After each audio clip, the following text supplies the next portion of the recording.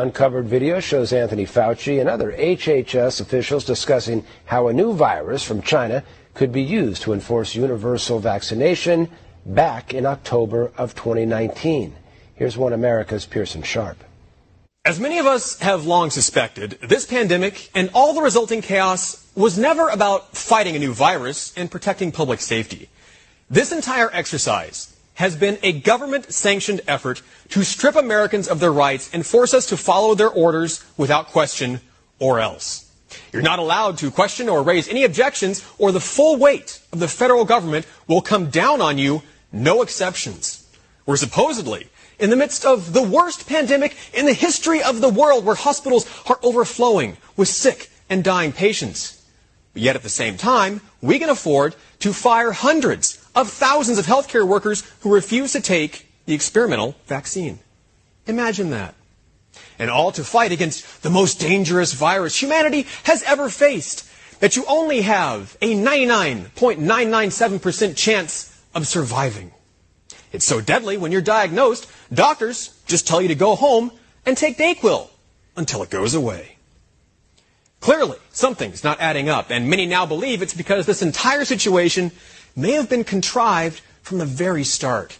Footage has just been uncovered from a panel at the Milken Institute where the high prophet of pharma, the good doctor and dog murderer, Anthony Fauci, was discussing viruses with other officials from the Department of Health and Inhuman Services. In the video, Fauci complains that releasing a vaccine the proper way takes way too long, at least 10 years, he says, and how unfortunate it is that people don't take the regular flu seriously. The other officials agree and suggest blowing the system up and finding a new way to impose a universal flu vaccine. They noted that people would be reluctant to take that kind of vaccine when it hasn't been tried or tested. That's when another doctor, Rick Bright, also a member of the Rockefeller Foundation, proposed that they should disrupt the bureaucratic process somehow and cut through all the red tape using what he called an entity of excitement.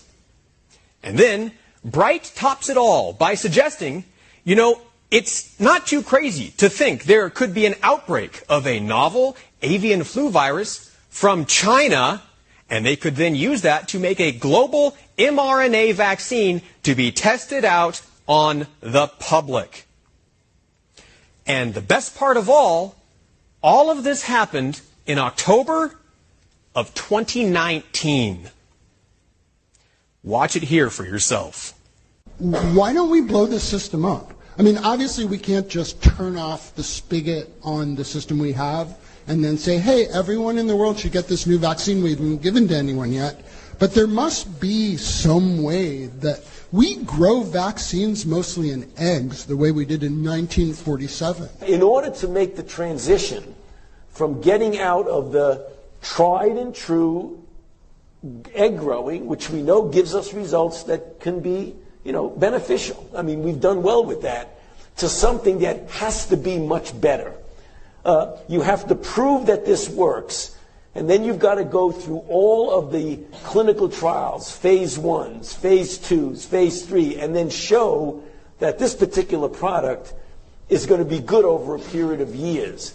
That alone, if it works perfectly, is going to take a decade. There might be a need or even an urgent call for an entity of excitement out there that's completely disruptive, that's not beholden to bureaucratic strings and processes. So we really do have a problem of how the world perceives influenza, and it's going to be very difficult to change that unless you do it from within and say, I don't care what your perception is, we're going to address the problem in a disruptive way and in an iterative way, because you do need both. But it is not too crazy to think that an outbreak of a novel avian virus could occur in China somewhere. We could get the RNA sequence from that, beam it to a number of regional centers, if not local, if not even in your home at some point, and print those vaccines on a patch and self-administer. It's hard to misinterpret what's being said here. They're essentially outlining the pandemic. Everything we've seen from the last year and a half described right here in this video before it happened. And this isn't the first time Fauci has gone on the record to apparently broadcast his intentions about the pandemic. Back when President Trump first took office, Fauci came out with a suspiciously prescient prediction that a major viral pandemic will strike the United States during Trump's administration. The topic today is the issue of pandemic preparedness. And if there's one message that I want to leave with you today, based on my experience, and you'll see that in a moment, is that there is no question that there will be a challenge to the coming administration in the arena of infectious diseases, both chronic infectious diseases in the sense of already ongoing disease, and we have certainly a large burden of that, but also there will be a surprise outbreak.